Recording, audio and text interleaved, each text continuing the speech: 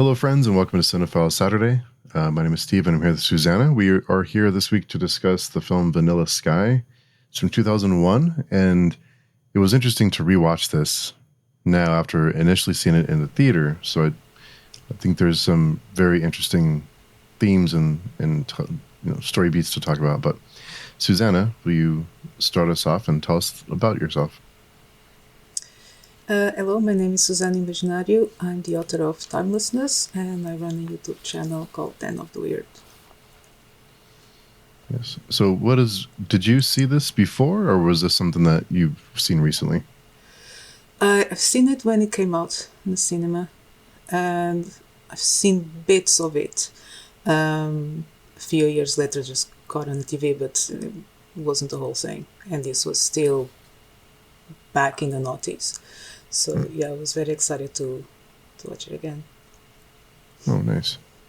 What are your kind of takeaways? What when you walk away from this one, what did you walk away with, or what's kind of like on your mind? Because there's so many things that we can discuss.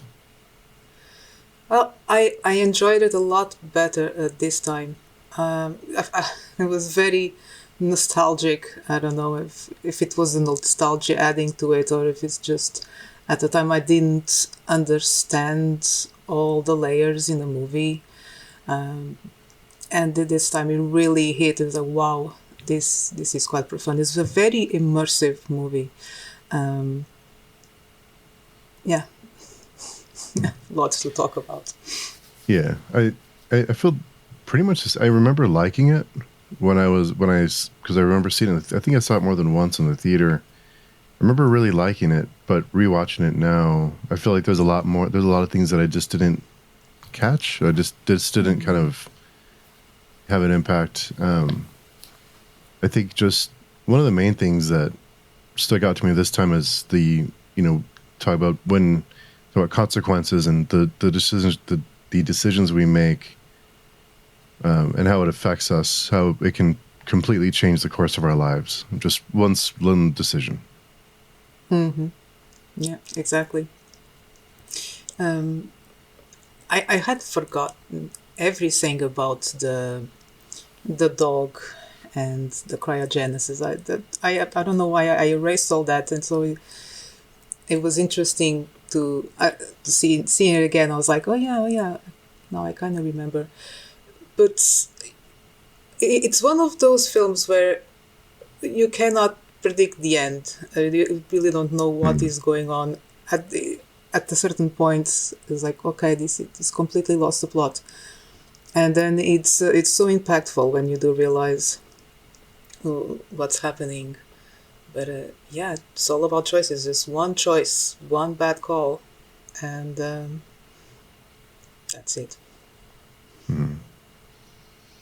Yeah. Also, I think it made more sense to me this time why he makes the decision he makes to go back into, or I guess to wake up and not to live in this dream. I don't know if I really understood why he did that before, but I think it felt like I understood it more now, and the journey that his character takes and the changes that he goes through as an individual and why he made that choice. I think it was a little bit more powerful this time. Mm-hmm. Absolutely. How he came to terms with his loss, with his mistakes, and just let it go. The thing, yeah, I think it was a good choice. He just wanted to have a real life. I can understand that, but it's interesting that he went through a therapeutic process throughout, Yeah. just coming to terms with himself, with his mistakes, and yeah, that was the best therapy session ever. Yeah, I guess. I think and then plus knowing that he has limited finances too, because before he inherited the company, and he has not only going back to reality, but also going back and having to make something of himself. He took that risk to say that he was the path that he had matured enough to say I'm willing to just go back and make a life Mm. on my own and kind of roll the dice, and who knows what can happen to him, instead of just living in this dream. And they fixed the problems that were causing this his hallucinations, I guess. So it was a lot more powerful this time for me. Yeah. But wouldn't you want to know, I mean, how the world would be 150 years from now? I'd be curious if nothing else. I think, well, sure, let's wake up and see what's what. Yeah, kind of like time travel in a way, Mm-hmm. because you have nothing. You're a stranger. You have nothing except for a little bit of finances, but that was it. Mm. Hmm. Um, I was surprised Have that you ever I've forgotten watched? that. Oh, go ahead. I'm Sorry, I sorry. was going to ask if you ever watched the original, the Spanish version. No, I haven't. No, me neither. I have no idea how it relates. Yeah, I wonder how different it is. Usually the originals are better, and that was the original, right? Yes, Habre los Hmm. Ojos was the original. I don't know why. I was never curious to know. Maybe the original isn't always better. I That's true. Yeah. I'm Yeah, a that's bit true. biased, but when it comes to like Spanish cinema, not necessarily. I think the first thing that comes to mind is the remake of REC, Quarantine. I prefer Quarantine to REC. I think REC is a Spanish film too. There's a whole series, but Never seen. hmm, it's a horror movie, so that's probably why. That's why Yeah. I do watch a lot of horror. Just sometimes I don't remember. Yeah. The One of the things that I noticed this time around too is the different the a lot of the scenes are really tight on somebody. There's not a lot of room. I don't know if that's I don't remember other Cameron Crowe films, but I wasn't sure if that was intentional in this one to have very tight. A lot of them are very the camera, the kind of the Mm-hmm. layout is very close to people. There's not a lot of wide shots. It's a lot of up close, and I wasn't sure if that was maybe to because that's where your focus should be, or there's kind of yeah. I don't know if that was something that was intentional or not, but something I noticed this time around that I didn't notice the first time. Hmm. I didn't think of that. I guess, I guess that's why it feels so intimate. Hmm. Because you are right there. Yeah, interesting. I guess it was intentional.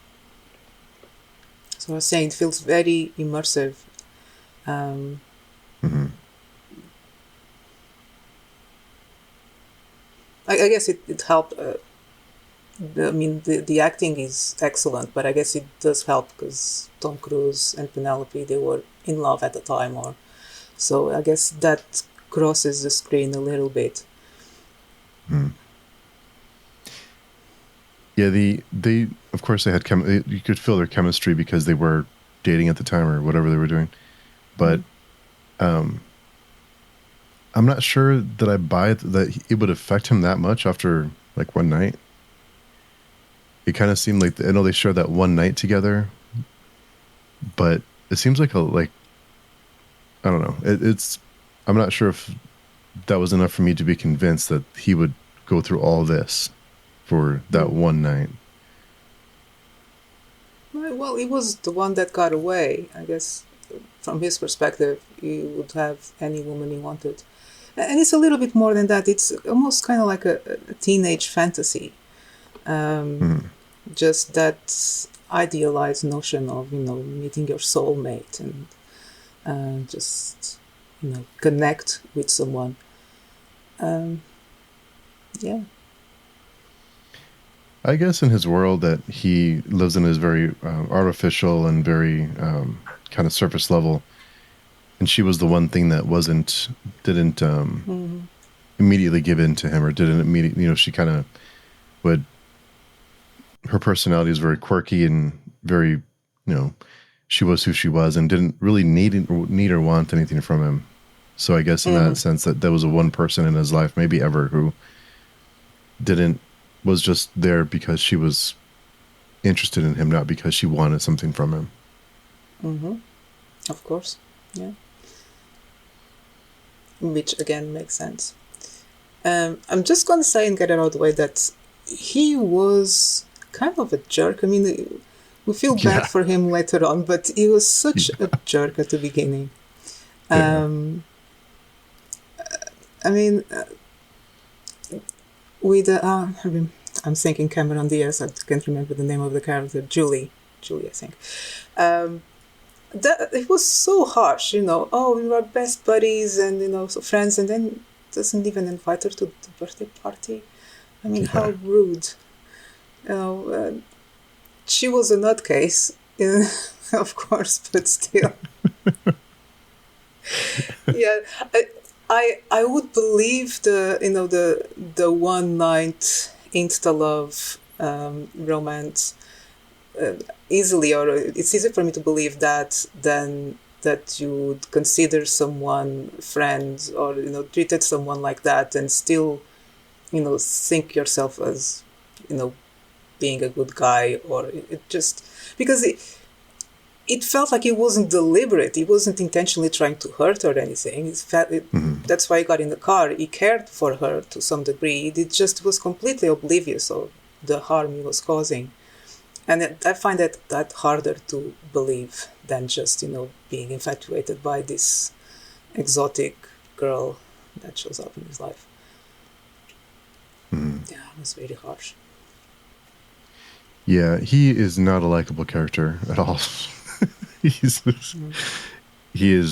he's very unlike very he's an asshole, I guess. But I guess the I think that's what makes his journey more interesting, because he starts off with this kind of rich kid who is handed the keys to this kingdom, who is just very doesn't really understand what he has, doesn't take it seriously, and by the end he kind of bets on himself, and he does change through the film. So he goes back and he tries to understand how it works and how the company works and how the business works, and he tries to learn about it. But at the end, he has grown enough to go back and to not just have it handed to him again with his Mm-hmm. his lucid dream. Yeah. Yeah, and it's interesting. So his is a redemption arc because towards the end, even though he's a jerk, Mm. we kind of feel for him and everything he went through, and we respect his decision. And it's interesting because it is still a time traveling story. I just love when time traveling stories end up in redemption arcs, and it's going into the Mm. future. So I think that was my favorite aspect. Watching it again, it's like, I I didn't catch this the first time, and this was pre Inception as well. Mhm. I wondered if it had some influence.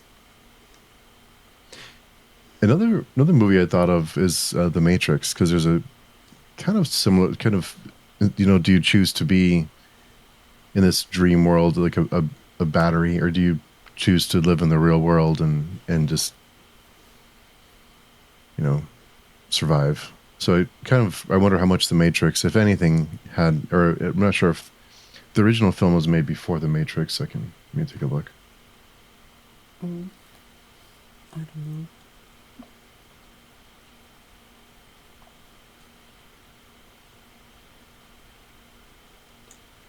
Yeah, but there was one bit at the end that I didn't quite get. If and I didn't went to research, just thinking about it now. Was there lucid in his lucid dream? Was it being watched? There were people watching lucid dream because Hmm. Kurt Russell character said something about this can't be the future entertainment.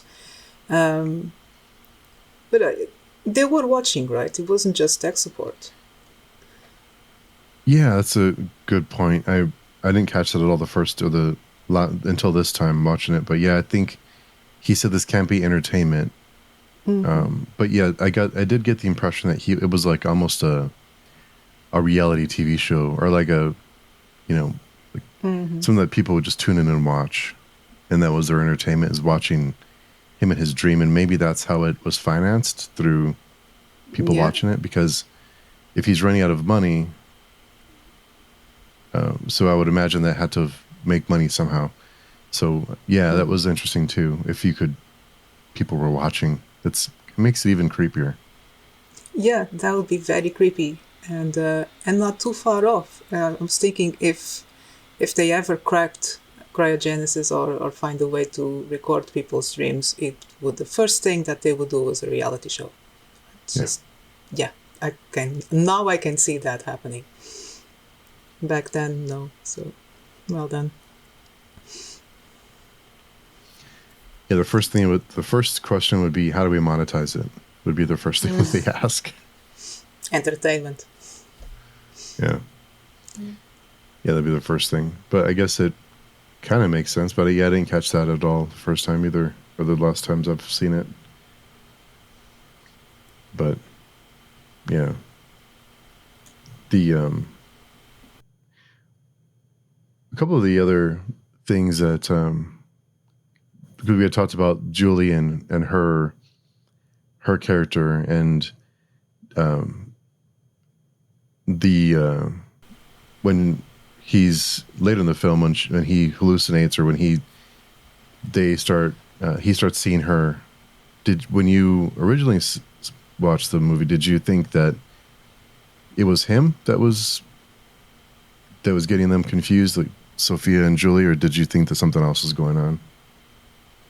I know. I always figured it was something inside his head. That my original thought was that the accident that had somehow screw his mind, or that maybe was still in a coma, and when it kind of becomes clear that it's a dream, then for a moment you kind of thought, oh, maybe he completely lost his head, and could he have killed Sophia, thinking that it was, there was a moment there when I thought that, maybe, he completely lost his mind. But then thankfully everything is clarified, because that would be even Mm-hmm. horrendous. Understanding it was, yeah, very clever. But Yeah. it's like, look, seeing it again, with a dog coming up again and again, it's very easy to predict. But the first time around, I I had no idea how the dog fit into things at all. It's just because even I couldn't connect the two. I couldn't connect the mental issues with perhaps being a dream or an hallucination, with the fact that he might be, dead. I think it wasn't that much of a known concept at the time as well. People weren't so Mm-hmm. familiar with it. So yeah. But the original film is from '97, so before Matrix. Mm-hmm. So even more innovative. Perhaps I will have to give it a watch. Give it a try.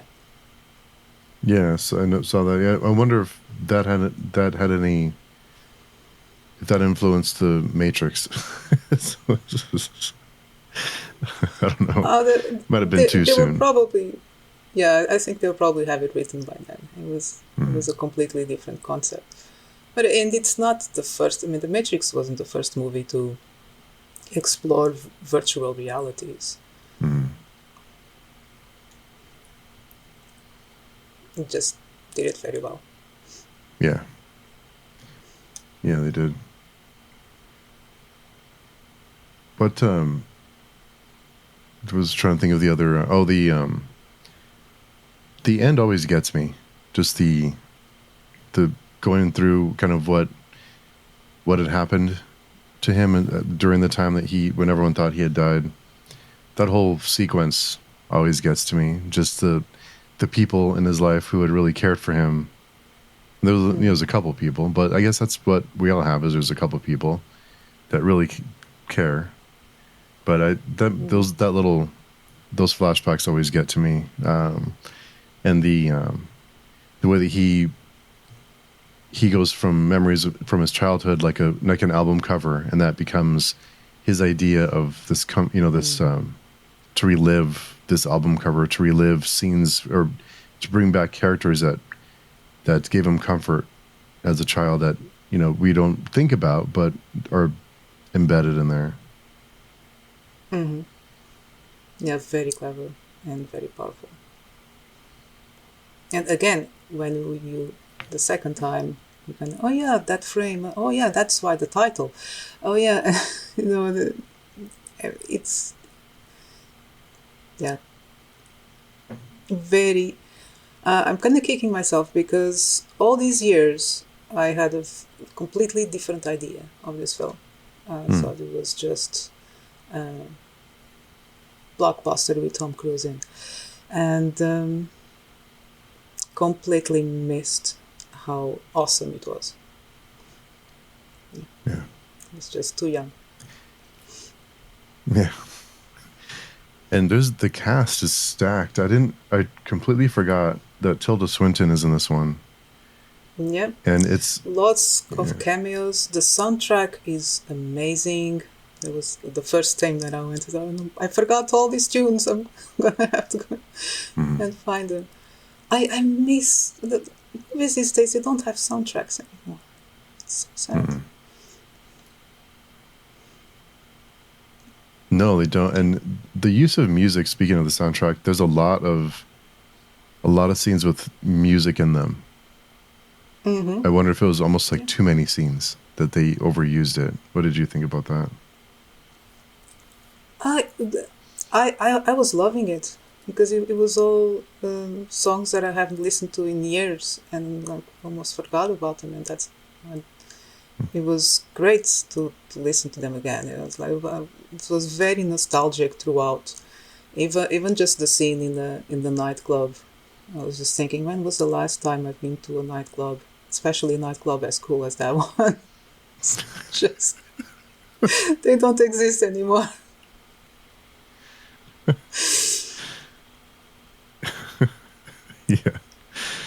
Yeah, lots of the soundtrack.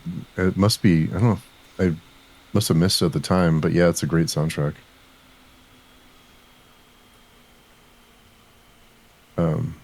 And the cat and Tilda Swinton, I'm surprised that she changed her accent, because it's such like an iconic accent now, that whenever you see her in something, you expect her to have her act, because it's her signature. It's kind of like one of those things that you kind of expect. It was a little jarring to see her and then not hear, because it's kind of like her thing. So it was a little weird. I wonder why they had her change it. Would you believe if I told you I didn't notice? But I am completely deaf to accents, so it was. She had no accent. I'm sorry. No. Your question marks. No.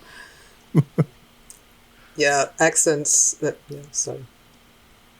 I can't tell. It's all English to me. She sounded like her. I don't know. And to anyone listening to this, okay, it's a me issue. Don't worry. I know I'm wrong. We also have, I didn't notice that Michael Shannon is the guard. Forget his name, as of course Kurt Russell, Noah Taylor, the tech support. Just so many, and Timothy Spall is Thomas Tip, the lawyer who helps him. Just so many. You don't really see that anymore either. No, and great cameos. I mean, even Steven Spielberg was there at the beginning at the party, and Conan. I don't know. They convinced them to. Oh yeah. It just all adds to the experience of watching, to the immersive experience of watching a film. when you just go to the trouble to add all those details, you actually believe you're there. And in this case, it makes it dated, but I think it's a good thing that it's dated. It's just that's this little piece of the turn of the century. Yeah, Mm.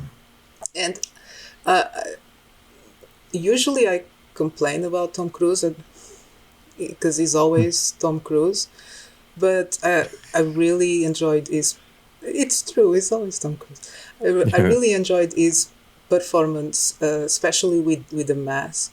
I think it was Mm. very clever the use of the mask, and he did a very good job mimicking. I don't know, just with his body language and just I guess camera angles helped, but it was so well designed. Even though it was completely blank, you could still see the emotions, or maybe we were just projecting. That was very clever. Mm. Tom Cruise is always Tom Cruise. It's true. With few exceptions. Yeah. Yeah, I'm trying to think. He's pretty. It's like The Rock is always The Rock, or even some like Al Pacino. You know, he's always Al Pacino most of the time. Mm-hmm. Yeah, And they that's fine. become. Yeah, Yeah. I remember at the time hearing about how big of a deal it was that they filmed that scene in Times Square and they shut down Times Square for however long it was to film that one scene. Yeah. Um, I don't know if you ever see that again anytime soon to shut down something like Times Square to film a what a 60-second, 30-second scene. I don't think it can be done. It's like in 28 days when they shut down London. I don't think it can be done.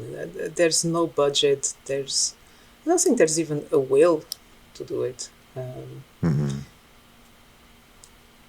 This is a shame because yeah, great shot.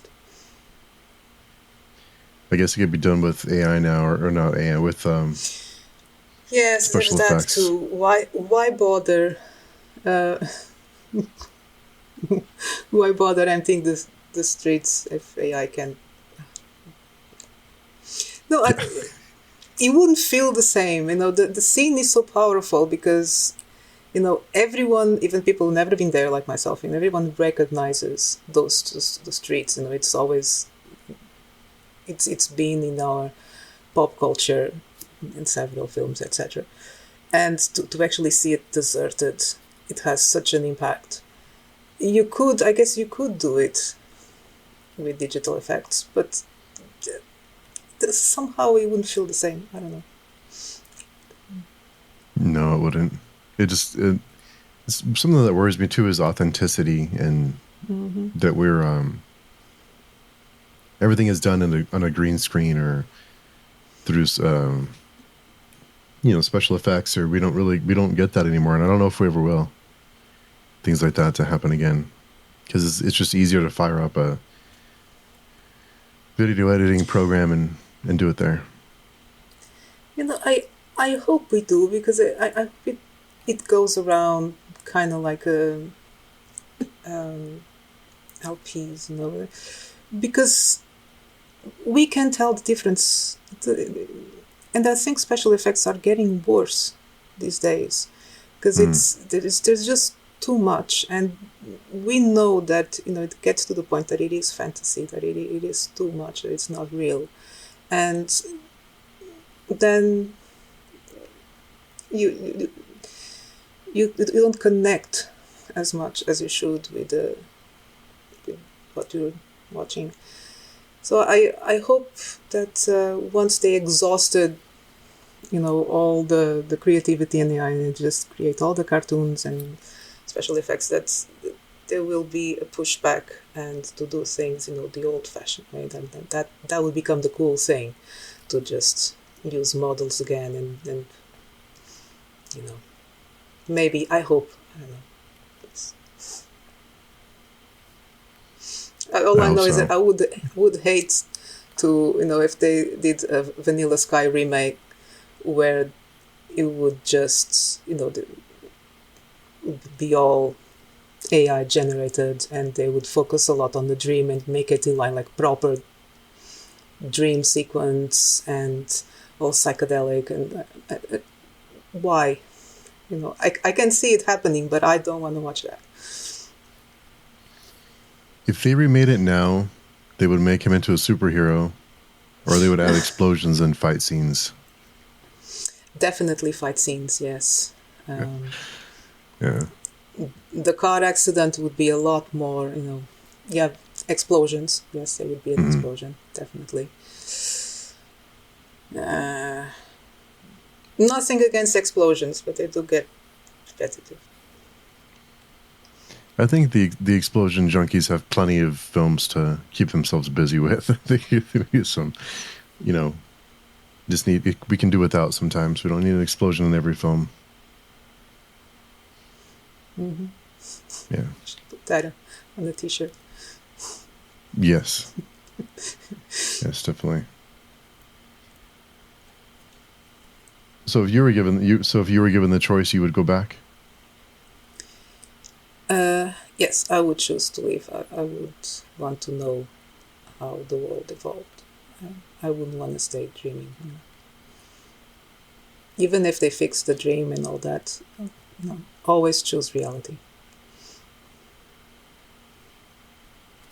What about you? Yeah, I think I would want to go back, just like you mentioned, just for the fact of just to see what it's like 150 years later. And I guess if you change your mind, they could probably put me put you back back in the in, fridge, right? please. I'm done. Yeah. Yeah. Yeah. How would if you'd be a celebrity if people were watching, if you would be recognizable? People would recognize him from watching his life. No, that would be a completely different film, and a very creepy one. I'm surprised no one thought about the sequel from that angle. Yeah. I think another thing I think is it's better to just to let your imagination kind of fill in the blanks on what can happen to him, but then it makes it more powerful than kind of like what we've discussed before about the Alien franchise and knowing too much. I think sometimes it's good to leave things up to your imagination and think what can happen and have these kind of conversations where we speculate and we don't know for sure, but Yeah, I wasn't too concerned. I mean, I wasn't curious about what was going to happen to him. I kind of got the feeling that he was going to be okay, because he already went through so much, and yeah, I think he got to the point where he was mature and stable enough and aware enough to be okay. To just deal with whatever. I'm still curious about that future, though. Yeah, it was a good one. I liked it. I remember liking it, but I liked it a lot more this time. I think it was his journey specifically is, and I still like. Why did you get into the car after all that? Yeah, there was no reason, because he just had this great night. He had his car right there, perfectly functioning. It wasn't even like the car wouldn't start or something. Yeah, I guess he cared about Julie. He wanted to somehow make it up to her, and kind of maybe felt bad. But she was being so creepy and rude to him from the beginning. I don't know, maybe it's a guy thing. Guys don't think about, this, if it was reverse. I don't think no woman would get in the car because, he's unstable. I'm not going to get in the car with this guy because, bad things will happen. But I guess guys don't have that fear so much. They just thought, okay, she wants to give me a ride to work. I kind of owe her some explanation or just a company because she's my friend. Okay, I'll throw her this bone. Maybe it was that reasoning. It was a very stupid decision, of course, in hindsight. But do you think he cared for Julie? like I said, I don't think he was deliberately trying to hurt her. He was just. But it's hard to believe that he was so unaware of how she felt about him. Or maybe he was just so used to having women throwing themselves at him that it was just Hmm. okay. And she's a grown woman. She's an actress. She, plays a role kind of thing. But yeah, it was weird. Maybe it could have been handled differently because the whole movie is very well written. The layers of the dialogues, especially between the two main characters, and the conversations with the psychology, was all very well done. That bit of the relationship, I found it harder to believe than anything else. Hmm. Just to buy into it. Hmm. Yeah, I'm not sure if he didn't care for her, if he was just completely oblivious to how she what she thought it was, or what she thought their friendship was, Mm-hmm. and how much that it was affecting her. I don't know if he took it that far. I don't know if he really took the time to think about that, because he didn't really seem to care. Even at his party when she was there, he wasn't very Yeah, delicate with her at all. it was using her to flirt with Sophia pretty much. Hmm. He could see that she was upset, and he really didn't care. It was, yeah, because because he was saying that, oh, we are friends. Okay, you don't treat friends like that. You know, yeah, not a likable character at the start at all. No, no, no, he's not. Did you see him differently at the end? Yes, a lot more empathetic, uh, um, and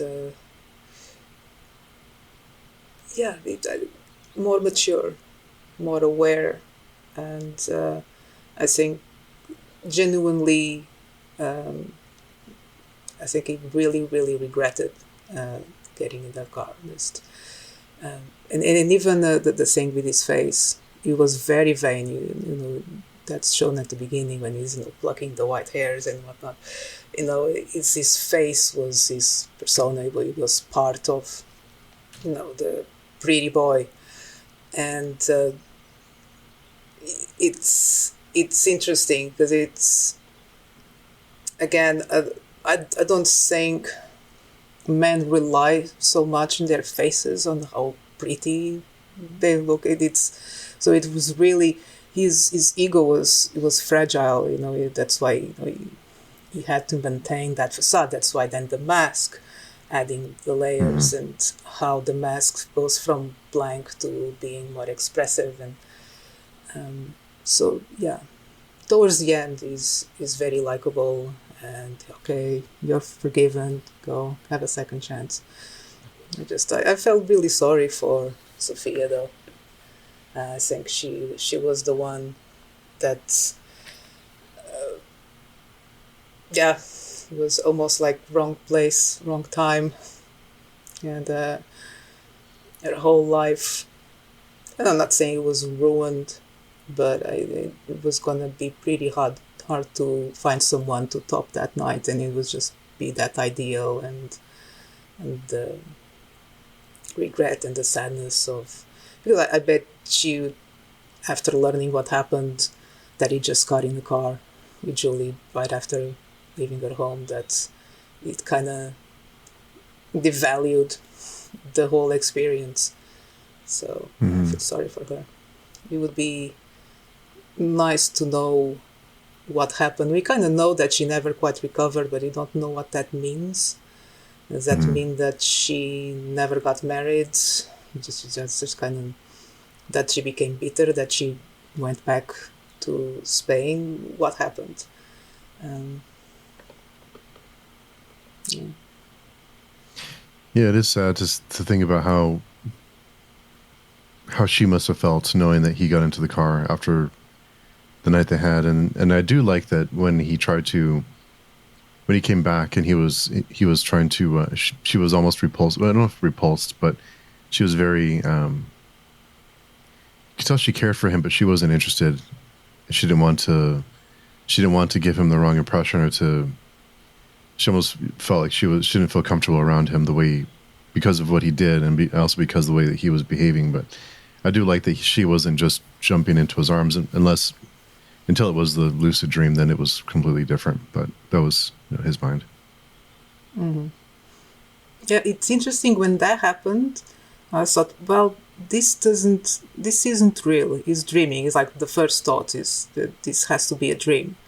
But then it goes on, and you kind of, oh, okay, so maybe that was very good filmmaking.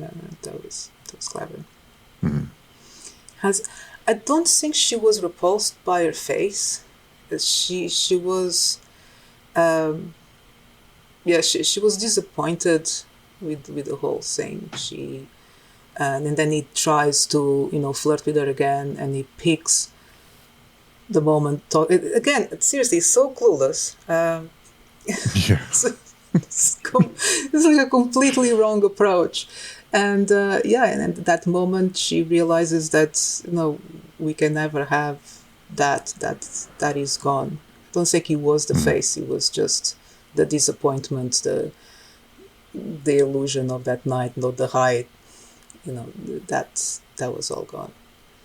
Mm-hmm. Yeah. I wonder why he chose that moment to go back, though. The moment after the bar, why he wouldn't choose to go back to the night that he had with her. I guess he wouldn't know to not get in the car. Yeah. So, yeah. I guess that was the moment that he thought was his lowest moment. But also, and I think that's why the lucid dream kind of derailed, and maybe probably why, while he was trying to connect with her again, he went back mentioning Julie, because he felt bad about what happened. I think he eventually realized the harm he'd done to her, and it was that guilt, maybe more than just the loss of Sophia, that got the whole that made his mind unravel and stopped him from living the dream. Maybe he felt that he didn't deserve the dream or something, that he had to come to terms, to take responsibility for what happened. And I think that's why he's more likable at the end, because he did eventually took responsibility. Yeah. That was a good one. Anything else you can think of from this one? No. I wish they were more like it. Yeah. Yeah, definitely. Yeah. Like, I thought at the time it suffered a lot from, because what everyone said, it was how it was a remake from the Spanish version, and how Penelope Cruz was playing the same character, and they made it all about, and because they were together, all about the romance and the couple, and I think that harmed the movie, and even the perception of, at least in my case, that I just focused on the romance. I didn't, all these layers just, I didn't pay attention at all, which was a shame, because excellent writing material there. Mm-hmm. Great inspiration. So Yeah. I'm really glad that I got to watch it again. Oh, nice. Well, yeah, it's one I've been meaning to rewatch, just haven't, but I rewatched it for this, and it was good. It was better than I remember. Yeah. I'll get the DVD for my collection. I did read that there's a Blu-ray, I guess, special edition that includes an extended explanation at the end of what kind of the events that had happened. So I'm not sure if maybe I'll look into that too and see if I can find the extended conclusion. Yeah, that would be interesting. Extended conclusion. Okay.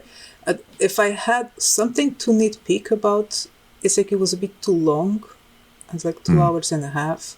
I think probably 2 hours would be enough. There are moments where it drags a bit. Mhm. That's really just nitpicking, because it's fine. Yeah, a lot of the scenes, I don't mind that when scenes have time to breathe, when they kind of it can build, but there was a few scenes that went on a little too long that just could have been tightened up, and that would have cut the runtime down quite a bit. But yeah, I agree. I think it could have been tightened up a little bit. But still, it doesn't detract from the experience. Right. Yeah.